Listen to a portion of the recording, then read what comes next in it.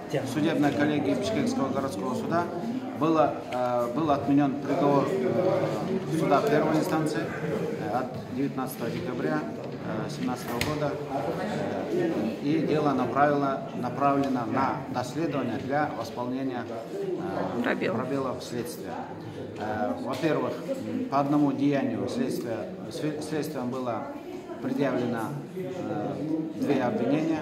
Это противоречит Конституции, нормам международного права и Кыргызской республики. Кроме того, следственные мероприятия были проведены без переводчика юкселя. И третий факт, не дана надлежащая оценка тем материалам, которые были собраны следствием.